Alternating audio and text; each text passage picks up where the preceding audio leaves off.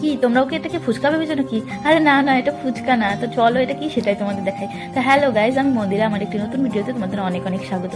তো কড়াইয়ে সামান্য তেল দিয়ে তার মধ্যে একটু রসুন কুচি, কাঁচা লঙ্কা কুচি আর পেঁয়াজ কুচি দিয়ে সেটাকে হলুদ, লবণ, লঙ্কার গুঁড়ো আর এই তড়কা মশলা এটাকে দিয়ে ভালো মতো কষিয়ে নেব। তারপরে দেব সেদ্ধ করে রাখা আলু। তো আলুগুলোকে দিয়ে ভালো করে মশলার সাথে মিশিয়ে আমি একটা সুন্দর পুর তৈরি করে নেব।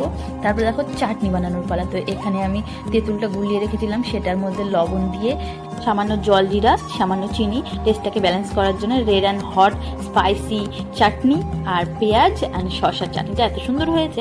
আর এখানে আমি আটাটা আগে থেকে লুচির মতো করে মেখে রেখে দিয়েছি। তারপরে আটাটাকে হাতের করে এভাবে নিয়ে তার মধ্যে পুরটাকে ভালো করে ভরে এরকম একটা গোল শেপ করে দিতে হবে। তো আমি এগুলো সবগুলো বানিয়ে নিই। তারপরে কড়াইয়ে তেল গরম করে তার মধ্যে এটাকে ছাড়বো।